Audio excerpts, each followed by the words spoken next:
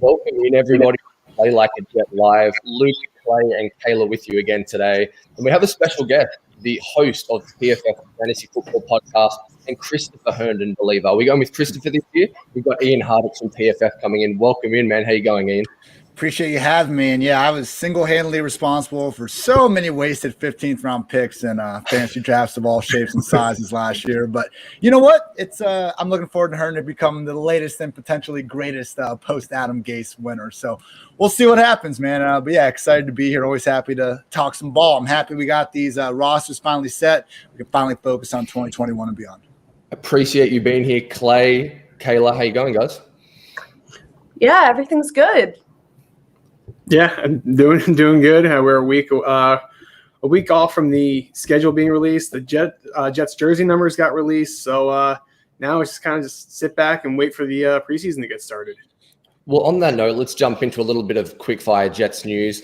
I wanted to start with a few of the guys that are available via trade and free agency still, particularly three guys that stand out to me. Steven Nelson, we've talked about ad nauseum at the corner position. You've got Moses, who's a trade potential in Washington right now, and then Nick Mullins at quarterback. The Jets don't really have that vet still to back up Zach Wilson. Clay, I'm going to start with you. If you had to pick one of those three names to get via either free agency or a trade, where would you go?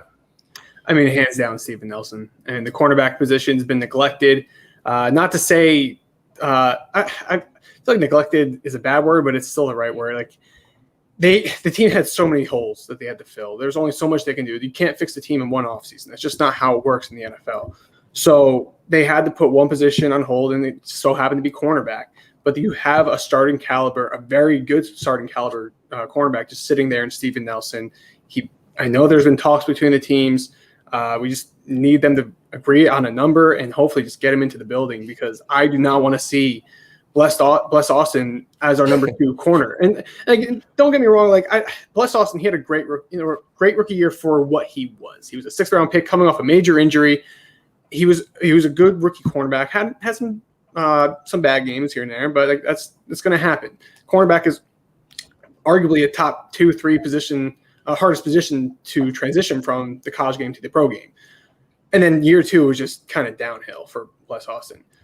I just don't want to see that be our number 2 option. Like, if you just get one veteran in there. I mean, I think Justin Hardy is the longest tenured NFL player on this roster, and he's not even a cornerback. He's a special teamer.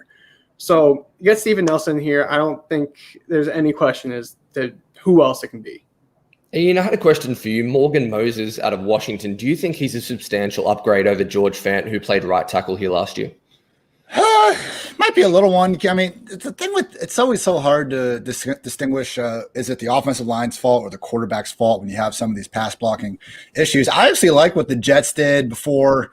I think it was last year where they just threw a bunch of kind of pieces at, some of these free agent signings. We saw the Bills kind of use a similar strategy. So I think just adding more pieces to the group can't hurt, because last year, it was Darnold and Daniel Jones, the only guys with a 40% pressure rate. So I think probably behind cornerback, offensive line's like the next kind of biggest thing you want to devote some resources to. But I gotta agree, man. I think it's Steven Nelson. I mean, you got to give yourself a chance at this position. Right now, they have $8.5 million devoted to their entire cornerback room. That's easily the lowest in the league. The Buccaneers are the only other team under $10 million, but that's just because they have a bunch of studs still on rookie contracts. And it's safe to say that's not really the case with the Jets. I was just combing through their draft history, guys.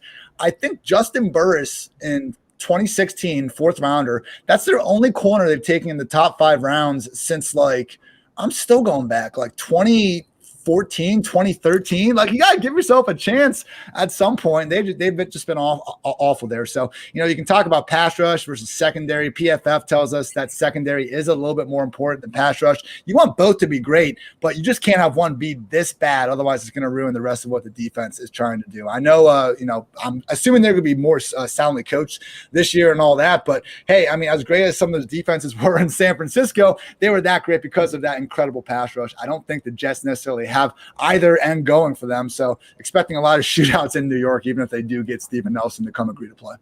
Yeah, Ian just touched on the amount of money the Jets have allocated to the corner position, comparing them to Tampa Bay. Tampa Bay, according to PFF's WAR, they had the most WAR per dollar out of the cornerback position. So just a little different to the New York Jets and how they played in 2020. Kayla, there's a bit of discussion going on Twitter and probably within the Jets building about the importance of a backup quarterback. I'm of the opinion that the actual level of play doesn't really matter for the Jets this year, because if Zach Wilson isn't playing, this team isn't going to win more than 4 or 5 games. From a veteran leadership perspective in the locker room, do you think it's important they get that guy like a Nick Mullins in? Hoyer was an option before he landed. Do you think that's a good option for the Jets and a road they should travel down? Yeah, absolutely. I thought they were going to go the Hoyer route. I'm kind of surprised that they let him go back to the Pats. I think Nick Mullins is a great option given his experience alongside Saleh. I think that he would be a good fit as a veteran presence. And you have to look at too. I know we're all excited about Zach Wilson, but there's been a lot of quarterback injuries the last couple of years, like a substantial amount, even from the tried and true guys. And you have to think, like, do we really want to see another situation where the Jets are rotating through these bottom of the barrel guys who like make the game impossible to watch? I mean, Nick Mullins, yeah, he's not going to be some all-star. He's not going to come out and save the team if something happens to Zach Wilson. But I do think it's important to have him there, because who is Zach Wilson really going to learn from? I mean, aside from his coaches, there's really no mentor type figure for him to kind of lean on or ask questions to about in-game experience. So I think that's kind of crucial at this point. I mean, you guys know how I feel about cornerback. I wanted a first-round corner. So I'm thinking I'd like to have Steven Nelson in the building, but I think at this point, the options at backup are really thin, and I think Mullins kind of has to be a priority at this rate. Yeah, I tend to agree with the consensus, though. I think Steven Nelson is the guy the Jets should really target. Number one, you're not giving up assets, and number two, the need is huge at corner for the Jets. Ian, I wanted to ask you a little about the Jets' numbers. The reason we got you on the podcast, I threw out a tweet about Zach Wilson and his visor and the helmet he was wearing. Obviously, swag's a big, important part of this game. PFF is the numbers. Is there any correlation you give me between looking good and playing well? I mean, it's just fact, man. Look good, feel good, play good. That's one of the few truths we can hold in this game. But it was good to see that from Zach Wilson, someone that took a lot of heat on Twitter, from draft day on, with the whole looking like, he's 12, whole thing kind of working against him. So I love how he wears the headband. He's always had that going as well. And, he sure plays, with, a swaggy manner. So I'm excited with Zach. I wish he wasn't, 5'2" or whatever he is. But you know what? Kyler Murray, same problem, and he's one of the swagger QBs out there. So as long as it's a little bit of the it's the man who makes the clothes, not the clothes who makes his man type of thing with the swag as well. And luckily Wilson seems to have both. Elijah Moore, man, I don't know how to feel about these single digit numbers. I guess I'm certainly not a boomer, but this is like my strongest boomer take where I want my wide receivers wearing numbers in the 80s. I'm tired of this 1 through 19 BS. So it's the new cool thing to do. I'm not going to harp on it for too long, but I guess at least Moore has part of the number right, even though I wish there was another one attached to it. Clay, how are you feeling about Moore in 8? I kind of feel the same way, to be honest. Like I hate how I'm on this side of the argument, but it's just I don't know. I like having the 10 through 19 and the 80 through 89. Or sorry, for the Jets, 81 through 89, because no one's ever going to touch 80 again. But 8, I mean, I'm honestly just not a big fan of 8 either.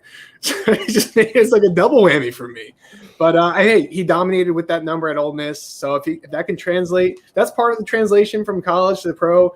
If he needs to wear that number 8 to be a godsend for this Jets team, by all means, do what you have to do. Wear 72 if you have to. Last number of note, Clay, how did you feel about Zach going 2 over 1? I had a jersey in the mail before the number got released. It ended up being number 2. What do you reckon about that? I mean, I like the number 1 better. And I think it's also something to do with like my family as well. So I like the number 1, but no, and 2 is a good number too. I like how he's not like overblowing the whole thing. Like, oh, I was drafted number 2, so I want to prove everyone wrong because I should have been the number 1 pick, blah, blah, blah.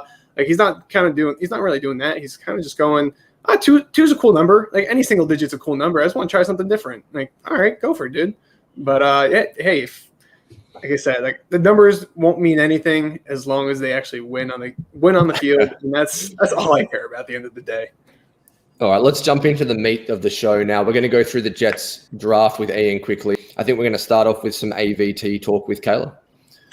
Yeah, so I did an entire video on this. I really liked the AVT trade up. I know a lot of your colleagues over at PFF weren't a huge fan of it. I think that for me, it was the aggressiveness of the move and the fact that there's finally someone in charge of the Jets who's just going to go get the guy that they want. But you tell me, what do you think about what they did? Like, he could be an awesome player, and if you get an awesome player, then who cares? But you just kind of want to give yourself more shots at it. Like, you look at the Stephon Diggs trade. Like, yeah, he's a great player. Buffalo's happy about that, but I don't think Minnesota's too sad about having Justin Jefferson and now some of the linemen they've gotten with that. So I think the biggest thing is, and you guys were kind enough to send me your show sheet so I can see kind of follow-up question here. But I think you guys kind of put it right. I mean, we can't trust. We need to realize that even the best NFL evaluators in the world are hitting like less than 50% of these picks. So how do you get more of the picks to work out if you can't really improve your ability to pick better? You need to get more picks and more opportunities. And I do think we see some of the smarter teams like the Ravens do that. Like, the Seahawks and Rams, even to I guess not. They're trading a lot of picks themselves. But, just trying to exploit some of these things where trading like the 66 and 86, like I do think one of the other edges we see is, smart teams getting high second round picks instead of first round picks, because the difference in the salary scale, just really isn't, I think, indicative of the difference between, the 35th best player and the 25th player. It's an arbitrary cutoff at 32. So, draft tells us we're never as smart as we think we are, and the Jets are betting pretty big that they do believe they're as smart as they and apparently think they are. So hopefully they're right. I wish they would have had 4 chances to be right. Yeah, so that was a little bit on the AVT. I wanted to spin it around for you, Ian. I know PFF and Mike Renner and Austin Gale and guys like that, they're a big fan of kind of the expression, don't put too much stock into your own evaluation. You just alluded to it then. We talk about it a ton with draft picks and reaches like Alex Leatherwood to the Raiders and things like that. But what do you think about teams passing on Tevin Jenkins? So Tevin Jenkins, for example, would have been a prime target for the Jets at 23. He slips all the way to 39. At what point does a player slipping that far and the Jets passing on him become a good move rather than detrimental? I think it was Josh Hersmeyer over at 538, but he had a good article about how like our kind of definitions of guys who are, great values, like it's all kind of coming because of our, flawed draft boards as it is. So, if you were higher on a guy and someone, but like, who the hell knows? I don't know, man. These whole grading drafts one day after they happen, the whole thing is just kind of a shit show. Let's be honest, with trying to evaluate it. And then we don't even it'd be nice if we went back, and people do, 3-5 years and review draft articles, but barely gets the attention, some of these ones do right after. So, I mean, again, I would have liked to have the 4 picks there so you could have taken multiple guys and hopefully one of them hits. It just kind of goes back to the same point. So, yeah, I mean, I wish they would have taken them. Clay, does it lessen the blow, the fact, in my opinion, it sounded like the Jets were going to take Elijah Moore at 23. Does it lessen that blow, the fact that he fell to 34 for you? Yeah, for sure. I mean, they traded up with conviction, and we spoke about it right when the very first show that we had after the draft. They traded up with conviction. They wanted a guy. They got a top 10 guy on the board. Great. But the guy they were targeting at 23 still fell to them at 34. So, yeah, having those 2 extra picks in the 3rd round would have been great. Don't get me wrong. But when you get those 2 guys that you were targeting regardless, I don't think it hurts you at all. I mean, think of it this way. Would you rather have those 2 extra 3rd round picks and be another Ashton Davis and Jabari Zuniga that they had last year at the 3rd round picks, or trade up and get a top 10 player on the board? I mean, it all comes down to, like you said, 3 to 5 years down the road. I mean, we're not going to know what it's like right now. People are saying that the Jets won the trade or lost the trade, or the Vikings won or lost the trade. You can't say anything. No one knows. Did anyone think that Antonio Brown would be a stud, like a Hall of Fame caliber receiver, from the 6th round? No. Tom Brady, same thing. We don't know what's going on. So just give these guys some chances. I'm with you. I'm with you, Ian. Trading a draft right after it happens is just it does no one any good. People just want to talk about something, and I get it. Especially us in the draft community, we want to talk about it, but I think putting a label on a draft is just there's no winning in that. Yeah, agree with that. Clay, do you want to go into a broader, post AVT breakdown of the Jets draft? Yeah, so obviously, and I'm sure you're kind of familiar with the Jets draft now. Took Elijah Moore at 34, and then we got Michael Carter all the way down at 107. Another Which guy. one? You're waiting for that. You're sitting on that. Oh man. Yeah, and they were actually going to take him with one of those third round picks, which makes it even better. Like that trade looked even better than it was. But so we went offense, and then we went 6 straight defensive players. Took 2 linebackers with Jamie and Sherwood, Hamza Nazarline. You got our nickel corner, Michael Carter II. We got Jason Pinnock from Pittsburgh, and then we got who's the other corner? Oh, Brandon Eccles from Kentucky. And then Jonathan Marshall from Arkansas. Sorry, I'm trying to remember these names off the top of my head. So, Ian, what are your thoughts? You don't have to put a grade. We just went through that. No, we don't want your grade. But what are your thoughts on the entire draft class? Do you like that they went 4 offense and then 6 defense, or kind of like what are your thoughts on that? Yeah, I think the distribution is fine. Obviously, they needed to replace Darnold. You know, I would have rather it be Justin Fields. I'm also a Columbus, Ohio lifer, so you maybe take that with a grain of salt. Zach Wilson, look, if he can be the player he was at BYU at the NFL level, no questions asked. He's going to be fantastic. I am just a little concerned about him being thrown to the wolves, in this year 1. But kudos to them for getting Elijah Moore, in my opinion, someone that definitely could have been going to the top 25 picks earlier. I mean, he was a top 3, top 4 wide receiver prospect for some people. I just want to know, are they going to get rid of Jamison Crowder at some point? We've been hearing cut rumors for months now. It's not like a situation where if they cut him after June 1st, they'll save more money. It's the same either way.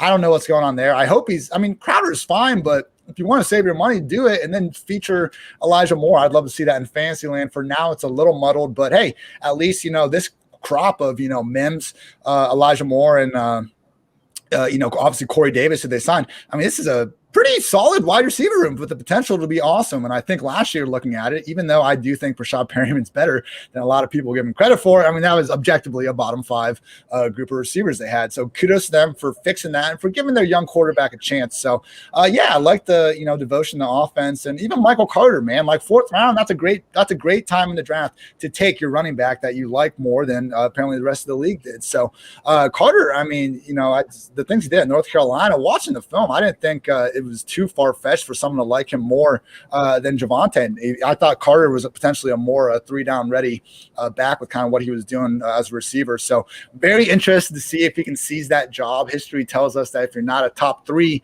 round running back, you're going to have a real hard time as a rookie. But, he was the 2nd pick of the 4th round. So how is that really all that different anyway? So, yeah, man, from a fantasy perspective, I liked it. And it's pretty great how cheap all these guys are, too, because let's face it, nobody is expecting much from the Jets. So really, them and the Lions, if you want to go do a best ball draft or something like that, you can pick your normal studs, whoever you want in rounds 8 through 10, and pretty much build this Jets offense in the later rounds. And they do have a path to success because I like the offense defense distribution they had going, but their defense, I don't think they're going to go from awful to anything better than average. So I think we're still going to see plenty of instances of them needing to keep their foot on the gas. Hopefully we can start to figure out who among this kind of somewhat crowded group of wide receivers ends up getting the target share.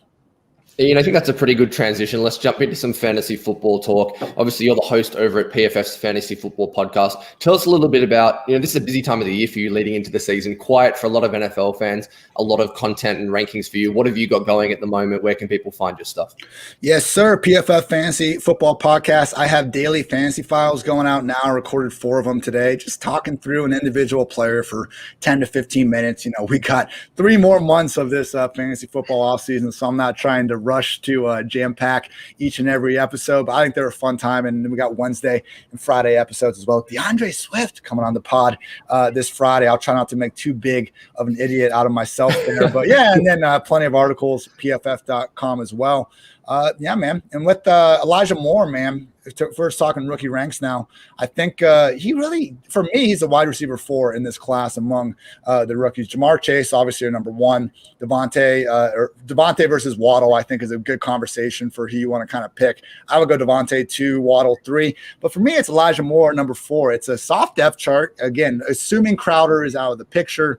But even then, I don't think they use the number 35 pick on Moore to leave him on the bench. Ultimately, I probably would bet on Crowder not being with the Jets by the time week 1 comes around. And then we got a starting job in 3 wide receiver sets, which is not something that many other rookies can say. So again, Moore was someone that I think, a lot of us were hoping he'd go to Green Bay or Tennessee or one of these ideal situations. And not that he can't make the most out of it with the Jets as well. But I mean, this is a legit, the stuff that he was doing at the amount of clipboards we saw freaking Lane Kiffin throwing when this dude was scoring long touchdowns. It was crazy. He was one big play after another. I know he's like a smaller slot receiver, but I think he can do a whole lot more and be more of a complete overall guy. The size concern is a concern, but it's a concern for every wide receiver in this class. Football's changing. So I'm pretty confident that Moore is one of these later round guys where he doesn't have anywhere near the same amount of hype as Jalen Waddle, Devontae Smith, Jamar Chase. I think because people are still concerned about Crowder being there, just buy him while we still have value. And, I think you're looking at someone that is definitely going to outproduce where the public's treating him right now. Kayla, before we jump into the next topic, let's talk the 3 kind of slot hybrid receivers in the draft. So Kadarius Toney, Rondale, and Elijah Moore. If you're picking one of those guys to produce the most in 2021, where would you lean? Taking off your Jets hat, of course. No, I want Elijah before those guys. Absolutely. I mean, Kadarius Toney, I don't know who they're taking off the field. The one NFL draft bet I really lost, which was coincidentally the one I really went out on a limb with on a public place like fucking Twitter. But I thought Devontae Smith would fall past 10.5, or I think it was 11.5, because the Giants were picking at 11. And I was like, they don't need a receiver. They just paid Kenny Golladay $72 million. You have Sterling Shepard. You have Darius Slayton, who's solid. You even signed John Ross as a cool, maybe a lottery ticket wide receiver 4. I just didn't think they needed a receiver. And the Eagles traded up for Devontae. That is what it is. But for them to reach on Kadarius, man, I understand, Jacksonville and all these teams are now saying, how much they really wanted Kadarius Toney. But I don't know exactly where all these targets are going to come from. And I don't trust Daniel Jones and, more importantly, Jason Garrett to really get him those looks. So similar thing with Rondale Moore. Cliff Kingsbury, what has he done to really still warrant this love from kind of the fantasy community? Not much, man. Kyler Murray and DeAndre Hopkins make plays. I think we all knew that. I don't think it takes a rocket scientist to figure that out. And to expect him to just seamlessly give Rondale this great role that they were kind of talking about, man, I just don't see it working out. These gadget type players, not that Rondale is a gadget, but if they treat him like a gadget, that's going to be the problem. They drafted Andy Isabella 13 picks later. Everybody loved him. He had 13 targets as a rookie, man. And you listen to Cliff talk, and he's like, we have Hopkins, we have AJ Green, and we're excited to put Rondale in with the group of youngsters behind that. Why the hell is AJ Green being treated higher than Rondale Moore right now? So I don't trust the Arizona and Giants coaching staff, and I think Elijah has a quicker, avenue to just getting early playing time. That's what it comes down to. So it's a little bit more of a mystery with Zach Wilson under center, and obviously we're not quite sure what this offense is going to look like. We say it's going to be Shanahan-esque, but we'll find out. But no, I think Elijah Moore, from a prospect standpoint, is every bit as good as those players, and I think he has the clear path to more opportunity. Kayla, do you agree with Ian there? Yeah, I think that Rondale Moore is obviously walking into the most stable situation. So just by that nature alone, he's probably got a pretty good shot. I'm not a Daniel Jones believer, so my lack of faith in Kadarius Toney has nothing to do with him and everything to do with Daniel Jones. I think Elijah Moore, though, will probably get the most targets of that group. Not to say that he'll necessarily be the most successful, but I think he's going to catch the ball the most. And that's just by the nature of the Jets offense. It's a young group, and they're going to use him a lot. And it seems like these draft picks from this class are going to be prominently featured across the board. So I think we can expect to see a lot of that. Yeah. So that's wide receivers. Kayla, where should we transition to next as far as our rankings? All right, let's go over to rookie quarterbacks. Now, I'm not one to draft a rookie quarterback in fantasy, but I also always end up playing in like the loser bowl at the end of the season. I'm not really a playoff fantasy team. It's actually kind of a joke among my league that like getting drafted by me is the kiss of death because everyone gets hurt. Like I drafted Drew Brees and Ben Roethlisberger like 2 seasons ago when they both got hurt. So everyone thought I like ran away with the quarterback picks, but apparently not. So rookie quarterbacks. What do you see them doing in fantasy versus their film? Is there somebody that blows you away? I know Trevor Lawrence is probably an obvious answer, but who do you see being the best value in fantasy as a rookie? So I think it's really close. But I actually dropped Trevor Lawrence a little bit after the draft. Not that I had any doubt he was going to Jaguars, but my goodness, like can Urban Meyer just make like one less confusing, weird decision per week? I mean, my goodness, I don't know what they're doing over there now. Travis Etienne's Percy Harvin, not Laviska Shenault, and not just. So Trevor Lawrence is someone I've been dropping down just a tad because of that situation. But then Trey Lance, we're hearing Jimmy G is probably still going to keep it, which is fair. Jimmy G's better than your usual incumbent starting quarterback for a team picking number 3, but they sure trade a lot to get a guy you want to sit. And then Justin Fields, like, why the hell is Andy Dalton going to be out there for even a game? Quit comparing this to Alex Smith. Alex Smith was at least an above average quarterback for 4 years. Like Matt Nagy says Dalton's our QB1, and then 2 sentences later is like, well, he's also pretty much like a rookie too because he doesn't know the offense. We know, man. Like, what are you doing here? So for me, it's just one kind of bad scenario after another with these guys. I have them ranked basically in the same tier outside my top 15 QBs, but they're before a lot of more veteran guys. But basically my tier 4 of QBs is those 3 guys and Ryan Fitzpatrick, who I will be taking ahead of them. I just think it just was kind of aesthetically funny to me to see those 4 guys grouped together. How great would it be when Fitzpatrick is retired if he has some like reality TV show with each rookie group of quarterbacks? I'd watch the shit out of that. But ultimately, if they're all out there on the field, if they're all out there in week 1, Trey Lance needs to be the QB1 because we trust Kyle Shanahan more than Nagy, more than Urban Meyer. And honestly, like our PFF draft guy comp for Trey Lance was Taysom Hill with actual arm talent. Trey Lance is bad news for these wide receivers and honestly for the running backs because he's such a dual threat quarterback. Like he might be awesome throwing the ball. I don't know, but it doesn't really matter. If he's going to run the ball 10, 15 times a game, it's just going to be tough for Kittle, Debo, Ayuk, any of these guys to see the sort of high-end target share where they're currently being drafted at. So Lance, fantasy football, it's a weird game. It doesn't always like properly reflect real life like we want it to. So running quarterbacks and receiving running backs tend to, you see these guys popping up higher on lists than they would in real life. So to me, Lance would be the QB1. Fields would be my QB2. I do think he, like Lance, is more prone to rushing. I know Lawrence can do it. I saw him do it right, through the heart of my Buckeyes a couple years ago for like 60 plus yards. Like he's got wheels himself, but like Lance and Fields are probably getting a handful of like design rush attempts per game. I don't see Urban Meyer treating Trevor Lawrence like JT Barrett anytime soon. So to me, it's Lance 1, Fields 2, Lawrence 3. You can flip that for real life, and I think you'd probably be correct. So again, we're playing fantasy football, not real life. Behind them, I mean, Mac Jones is someone that you just cannot touch in fantasy. We've only seen 7 rookie QBs finish as top 12 performers, which is what qualifies as a QB1. Only 7 since 2010. They've been, let me see if I can rip them off. Cam Newton, Russell Wilson, Kyler Murray, RG3, Dak Prescott, Justin Herbert, and Andrew Luck. There we go. And other than Herbert, all those guys started in week 1 and they averaged at least 25 rushing yards per game in college, as we saw with Herbert. Started week 2, plenty athletic in his own right. Mac Jones, I think he had like 40 rushing yards in his career at Alabama. Like I know sacks count against your rushing yardage. He was somewhat athletic, but he's just the least fantasy friendly quarterback we could ask for. And who even knows if he's going to beat out Cam. So, I'm not out on Mac Jones, the prospect, but as a 2021 fantasy QB, I'm absolutely out on Mac Jones. So yeah, man, Lance, Fields, Lawrence, forget it otherwise. And I guess our guy Zach Wilson, the main character of the show, should probably say something about him. I don't know, guys. I have him as my QB4. He's so cheap that I'm getting him in some best ball drafts. Like I don't hate him because he's being priced at his floor. Like everyone hated Clyde Edwards-Helaire last year because he was the RB5. Like in average draft position. He finished as the RB21. That wasn't that bad, but because he was the RB5, it didn't look good. Wilson is like QB 24, 25 right now. Like, even if he plays like shit, the guy's starting in week 1, and the defense is probably bad enough. He's going to put up something with those numbers, but I don't know. I don't really trust his rushing floor. He looks to pass first. That's good. You should do that in the NFL, but it's just not the best thing for fantasy. So to me, he's more in the Trevor Lawrence. He can run. He doesn't look to run. And I just don't think he's as good of a prospect as Lawrence. So Lance, Fields, Lawrence, Wilson, and then Mac Jones.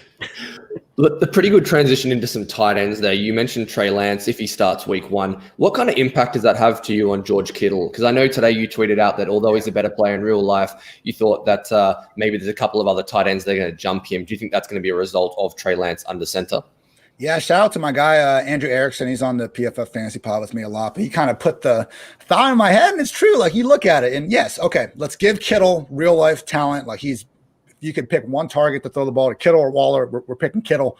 We all get that. But if you look at the QB, okay, Derek Carr, we just saw him feed 146 freaking targets to this guy, and Derek Carr played good last year. Like, to me, Derek Carr I think he's better than Jimmy G right now. And even if you don't, he's a better quarterback for Waller than either Jimmy G or Trey Lance are for Kittle, just in terms of targets, because 49ers are more run first. So we can give Waller the quarterback advantage, the volume advantage. I mean, only Kelsey has more targets than this dude over the past 2 years. And the 49ers, it's more crowded. Debo and Ayuk are very good in their own right. So they get that going for them. And then just the defense, man. You know, one of the things I've said about the Jets, like, the appeal is that their defense isn't going to be great. So we're going to see more shootouts. 49ers defense very well might be great. Raiders defense looks absolutely awful once again. So for me, it's like Kittle has the real life talent advantage. Waller kind of has everything else. So it's it's like a big leap of faith. I'm kind of making a lot out of moving one guy up one spot, another guy down one spot. So I get it. It's a May 19th conversation if there ever was one, but I do think, behind Kelsey, Waller probably should be our number 2 guy in Fantasyland. Well, let's talk about the guy that I'm sure is number 3, and that's your guy, Christopher Herndon. This started a few years ago. Obviously had a really good rookie season with Sam Darnold. Had the drops early in that year, dropped a couple of balls against Miami on deep balls, and then had a really good run against Houston and the Packers and the back end of that 2018 season. In all seriousness, where are you at with Christopher Herndon going into this year? Bro, that one-handed catch he had against the Packers, like, my goodness. The dude, all the guy did. So, okay. I was so high on Chris Herndon last year. I still kind of am, but this is my reasoning. So one of my favorite stats I had for Herndon was going into last year, since 2000, these were the only rookie tight ends that average at least 8 yards per target. Mark Andrews, Gronk, Hunter Henry, Heath Miller, Aaron Hernandez, Noah Fant, Jordan Reed, Zach Ertz, George Kittle, Chris Herndon. Like, rookie tight ends do nothing. And Herndon was having like a nice rapport there with Sam Darnold for a bit. And what happens? 2019, he gets hurt. He can't play the entire season. Like, that sucks, but wasn't like he went out there and sucked. He just couldn't play. 2020 comes around. Is he healthy? Yes. Is Adam Gase taking time out of like every press conference to praise this dude?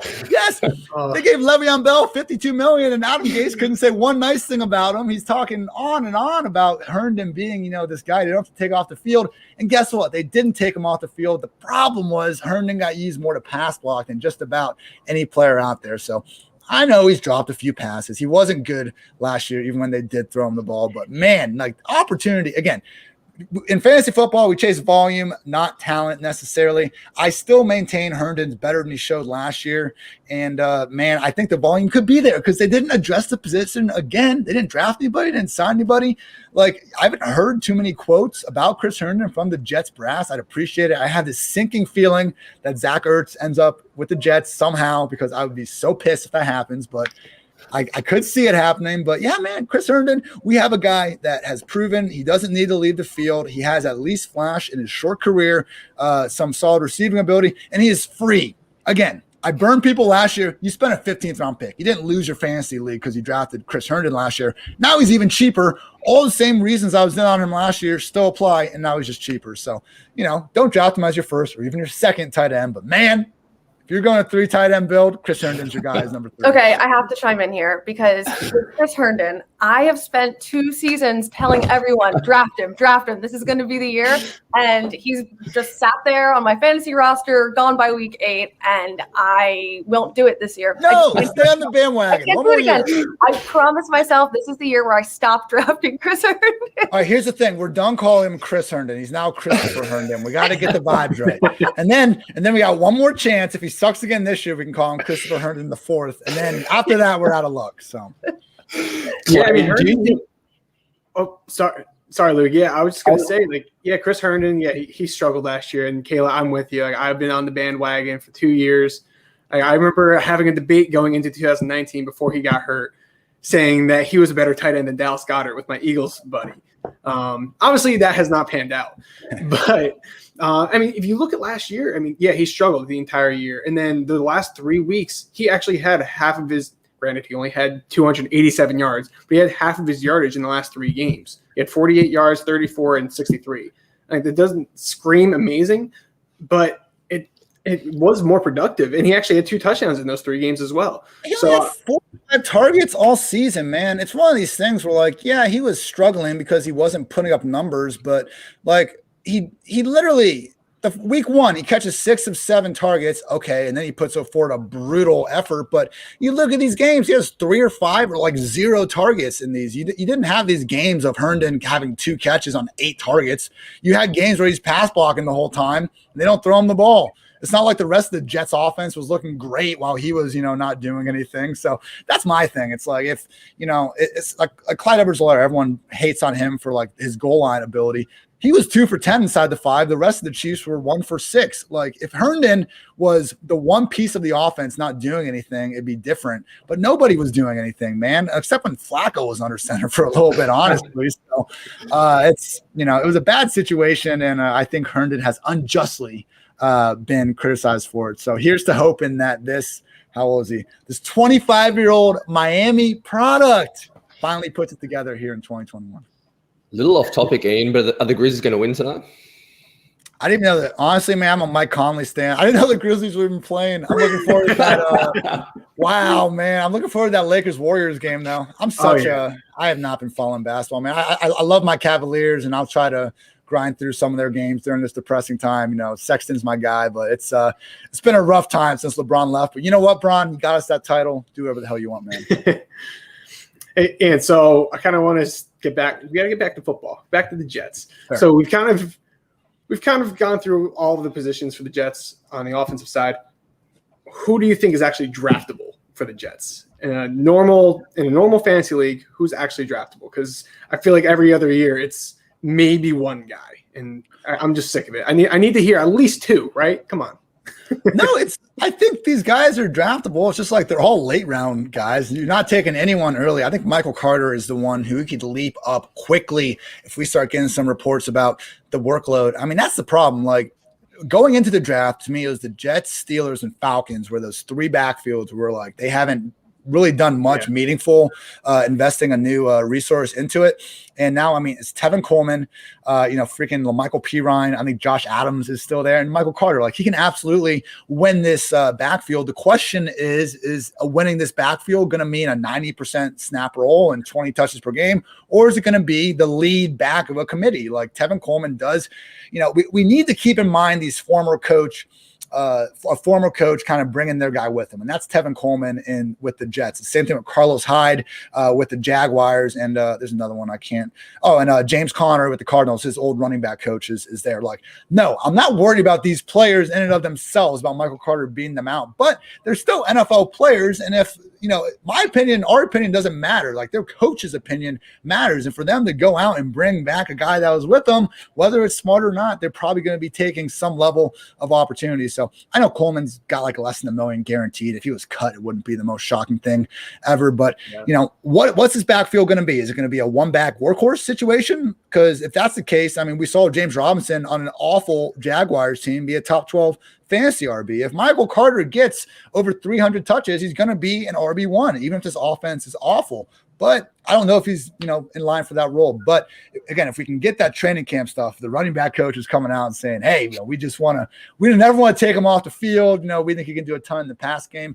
He'll be flying up the board. So Michael Carter, I would say, is the guy that you can get early. Zach Wilson, I'm taking him in like best ball tournaments where, hey, maybe by some grace of God, the Jets offense is good and I got the stack. Like we'll be talking, going a little contrarian. I don't think you're really taking him in redraft 12-team leagues. The wide receivers are interesting, man. They're all priced pretty close to each other. Corey Davis last year, man, if you just take his and Julio Jones, 2020 Julio Jones, still very good. If you take their numbers and put them right next to each other, you don't really see a difference. I mean, hey, I would take Julio Jones over Corey Davis. I'm not trying to go out there and say that, but he was really good. he was really good last year, man. And as one of the biggest AJB truthers you'll find out there, like Corey Davis like having good games and stealing targets like pissed me off, but he was making the most out of them. So I think Corey Davis, even though he's probably not going to be as good as we all wanted the number 5 overall pick to be, he's still a real quality receiver. Even if he's probably a better number 2 than number 1. Hey, if Mims can stay healthy and, be kind of that guy, he was flashing a little bit.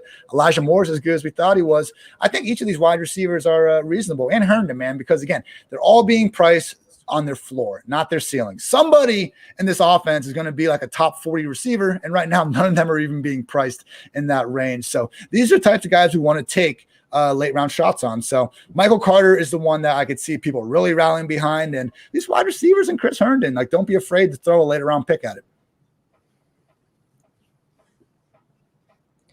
All right, so let's move on to some more underrated players this time around the league. Who would be your all underrated team? What players are you thinking of that kind of fit that mold?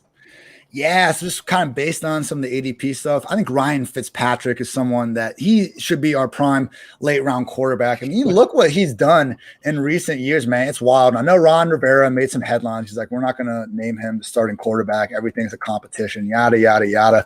It's Taylor Heineke, Kyle Allen, and some other dude I can't name. I've been doing pretty good with backups on the show, but I can't name the Redskins or football teams, excuse me. 4th quarterback at this moment in time. Man, I just think that, again, it's been multiple stops along the way, but when he was with the Buccaneers and Jameis got suspended the first 3 weeks of 2018, he was the QB1. In 2019, like they were playing Josh Rosen ahead of him just to see what they had, not because Fitzpatrick was bad. Once they just went to Fitzpatrick, weeks 7 through 17, QB2 only behind Lamar Jackson. And even last year, weeks 1 through 6, he was the QB8 before, losing his job to Tua. Again, good real life decision, but they don't have that high drafted rookie to bench him this year. This is a team that wants to win right now. The defense is loaded. He's got McLaurin, Curtis Samuel, Antonio Gibson, Diami Brown, who I thought was a great pick. All the weapons are in place for a quarterback we've seen be fantasy friendly in the very recent history, even in very different situations. So love Ryan Fitzpatrick as my late round QB of the season. I think our running back, Clyde Edwards-Helaire, someone I mentioned it before, but he wasn't a top 5 RB he was being drafted as last year. Now he's going like RB 15, RB 18. There's only 4 running backs. Him, James Conner, Kenyon Drake, and Mark Ingram were the only 4 running backs that were being drafted, top 24 guys last year. And right now they're going 10 spots later. All 3 of those guys, other than Clyde, like I get it. They're now backups on new teams. You shouldn't be drafting them. But Clyde is still the Chiefs' undisputed running back. Only Ezekiel Elliott, Derrick Henry, and Joe Mixon have more touches than this dude before they brought in Le'Veon Bell. Now Le'Veon Bell's gone. They added Jerick McKinnon, but like Jerick McKinnon, man, when Le'Veon was there, he was taking more snaps from Darrell Williams and pass down stuff than Clyde anyway. Jerick McKinnon is even going to more so be that. I think Clyde, again, I keep preaching this, but it's true. Buy these guys at their floor, not their ceiling. CH's floor last year was he has the RB21. He had 1,100 yards and 5 scores in 12 and a half games. Like, go get him now that he's being priced more reasonably. We got Andy Reid's RB1 cheaper than ever. Wide receiver, Antonio Brown. I understand if you don't like him, but like him, Evans, and Godwin were within 6 fantasy spots of each other when they were playing last year. And now AB's a wide receiver going in the 40s, and Godwin and Evans are top 20 guys. Like, we have a cool new stat at PFF. You guys will like this. So threat rate, targets per route run. Number 1 was Devontae Adams. For some reason, number 2 was Jets wide receiver Braxton Berrios, just getting fed targets whenever he was out there. Number 3 was Antonio Brown, though. You might not love Antonio Brown, but Tom Brady loves him, some Antonio Brown. So go get a freaking, low-end wide receiver 2 potentially. Maybe he even turns on and gets back to just absolutely beasting or booming or whatever he wants to call it. And I just think AB is a great value where he's going. Finally, at tight end, as much as I would love to say Chris Christopher Herndon here. I do think Adam Troutman for the Saints is just a screaming value. Yes. They got rid of Jared Cook. They didn't add anyone else. And Troutman, man, like he was drafted as a receiver. He put up big numbers at Dayton. He looked good in the few times they threw him the ball last year, like route running. The big thing was he was PFF's #1 run blocking tight end. Not saying he's the best run blocking tight end in the league, but the fact that he put up those numbers, it didn't add anyone. It tells you that he's going to have an every down role. And man, praying it's not Taysom Hill under center. Troutman would still be okay, but again, it's just that Trey Lance situation we talked about. Like Taysom Hill, he's going to get his. I don't know about everyone else. If it's Jameis, man, like we were just dying for O.J. Howard and Cam Brate, one of them to fall off so Jameis could feature it on one guy. That could be Adam Troutman this year. So there's him, there's Ferkser, there's Cole Kmet, but Ferkser and Kmet still have a few things that need to go their way. I think Adam Troutman's the screaming value late round tight end this year. I love the Troutman one. One of my good buddies, he's a diehard Saints fan. He's been talking this kid up ever since they drafted him. And like he was my tight end 1 going into last year, rookie, not fantasy. So, makes sense. Yeah, so I mean, I love the value of Troutman. I don't know where he's going in like a redraft 12-man league, but I'd be all over him. No doubt. Yeah, well, that's going to do us for today, guys. I want to say thank you so much to Ian for coming on. Check out Ian Hartitz' work at PFF. Has a new fantasy files up on J.K. Dobbins. Check it out on YouTube, everywhere you can find it, pff.com. And while you're there, make sure you're checking out our stuff at Play Like a Jet Live and Play Like a Jet. We've got videos up on Zach Wilson, Michael Carter, Pace's Playbook, our very own Kayla Pace, with her thoughts on the Jets off season. She gets one every week. And make sure you're checking out the podcast. Scott Mason is the king of Jets podcast, drops an episode every single day. Ian, thanks for joining us. Kayla, Clay, thanks as always. We'll see you guys next week. Play Like a Jet Live. We're going to have Eric Crocker on the show, former Jets DB briefly, and also great with his YouTube analysis of wide receivers and corners. Thanks to everyone.